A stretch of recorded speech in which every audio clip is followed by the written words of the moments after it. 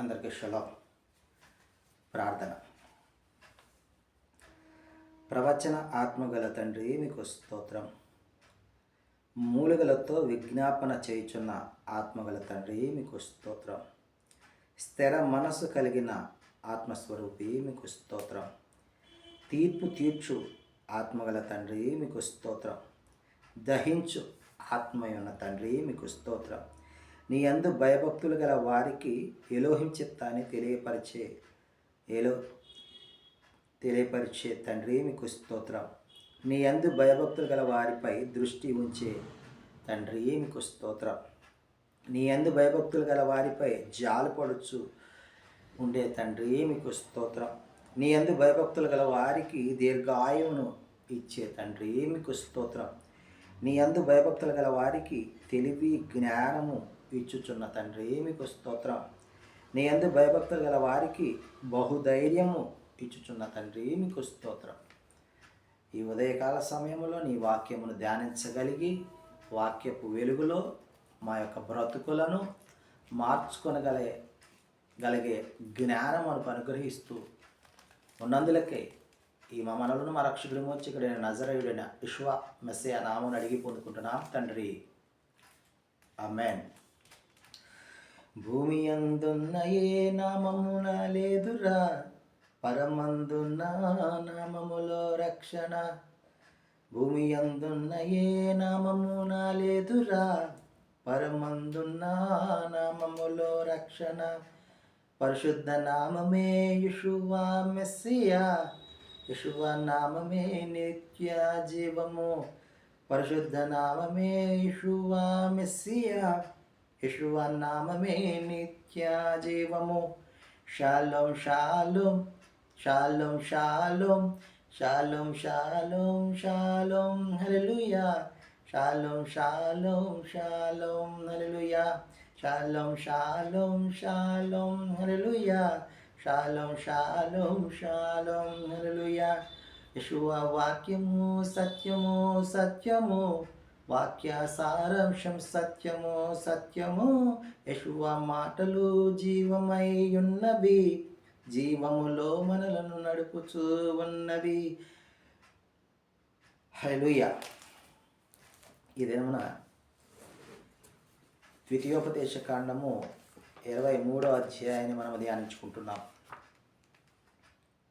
23వ అధ్యాయములో ఎలోహిం సమాజంలోనికి రాకూడని వ్యక్తులు ఎవరు, పరిశుభ్రత, పాళెం యొక్క పరిశుభ్రత, పారిపోయిన వచ్చిన దాసులను మనము ఏ విధంగా ఆదరించాలి అనే విషయాన్ని మనము జ్ఞాపకం చేసుకుంటున్నాం. ఎవరైతే ఎలోహిం సన్నిధికి రాకూడదు, సమాజంలోకి రాకూడదంటే గాయము నొందిన వృషణములు గలవాడు, మర్మాంగము కోయబడినవాడు ఎలోహిం సమాజంలో చేరకూడదు. వారిలో 10వ తరమైనను ఎన్నడూ ఎలోహిం సన్నిధిలో చేరకూడదని జ్ఞాపకం చేస్తూ ఉన్నాడు. కుండు అని ఉన్నది అంటే అక్ర సంబంధం వలన పుట్టిన వారు చేరకూడదు, ఎలోహిం సమాజంలో చేరకూడదని జ్ఞాపకం చేస్తూ ఉన్నాడు. అమ్మోనీయుడు, మోయాబీయుడు ఎలోహిం సన్నిధికి రాకూడదు. ఎందుకంటే వీరు ఐగుప్తు నుండి మీరు వచ్చినప్పుడు మీకు వారు నీరైనను ఆహారమైనను ఇచ్చి మీకు సహాయం చేయకపోగా మిమ్మల్ని ఇజ్రాయేలుని శపించడానికి మెసపతోమియాలోని అంటే యరాములోని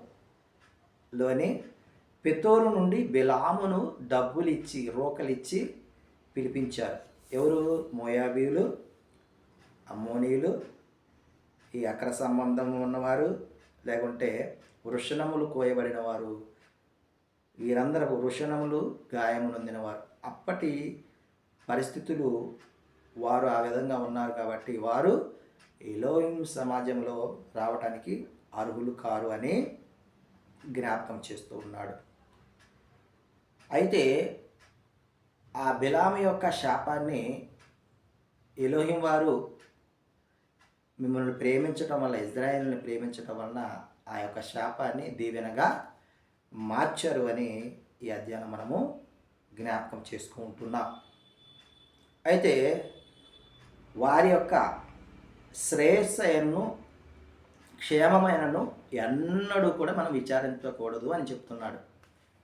ఇక్కడ పైన పేర్కొన్నటువంటి వారి యొక్క శ్రేయస్సు కానీ క్షేమం గురించి ఇజ్రాయేలీలు ఆలోచన కూడా చేయకూడదట, పాటు పడకూడదట.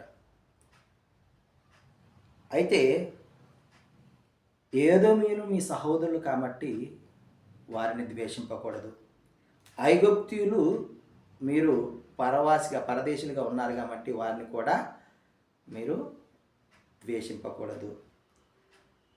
ఐగుప్తు 3వ తరము వారు మీ సమాజంలో చేరుటకు అర్హులు అని జ్ఞాపకం చేస్తూ ఉన్నాడు. యుద్ధమునకు పోయినప్పుడు దుష్కార్యము ఎలోహిం వారికి వ్యతిరేకమైన పనిని మీరు చేయకూడదు.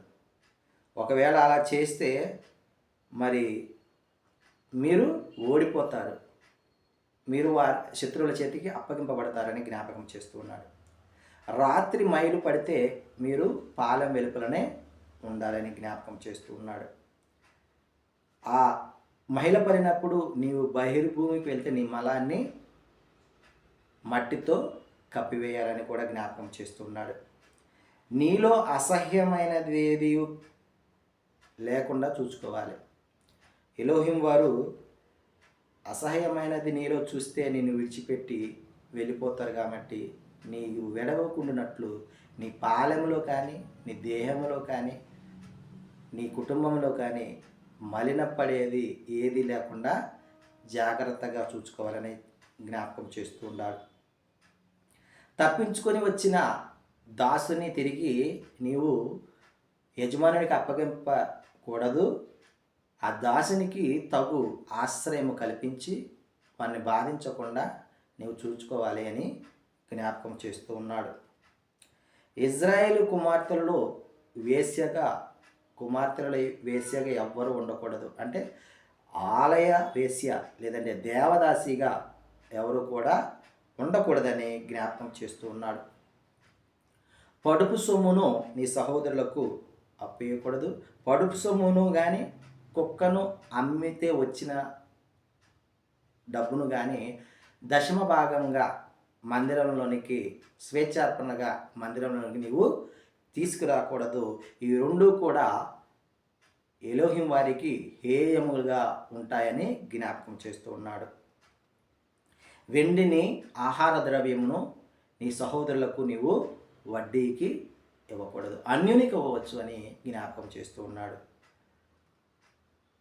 మొక్కుబడి నీవు నీ నోటి ద్వారా చెల్లించుకుంటే అర్పిస్తానని అనుకుంటే దానిని వెంటనే నీవు అర్పించేవాడిగా ఉండాలి. ఒకవేళ నీవు తడవు చేస్తే ఎలోహిం వారు ఏ విధంగానైనా కూడా ఆ యొక్క స్వేచ్ఛార్పణ కానీ మరి నైవేద్యము కానీ ఆయన రప్పించుకుంటాడు. అలా ఆయన రాబట్టుకుంటే అది నీకు పాపంగా ఎంచబడుతుంది. కాబట్టి నీవు ఒప్పుకునిన వెంటనే, అనుకునిన వెంటనే ఆ యొక్క మొక్కుబడిని తీర్చే విధముగా నీవు త్వరపడాలని జ్ఞాపకం చేస్తూ ఉన్నాడు. నీవు నీ పొరుగువాని పొలములో ద్రాక్ష తోటలకు నువ్వు వెళ్ళినప్పుడు నీ కడుపారా నువ్వు తినవచ్చు, కానీ సంచిలో, పాత్రలో నీవు వేసుకొనకూడదు.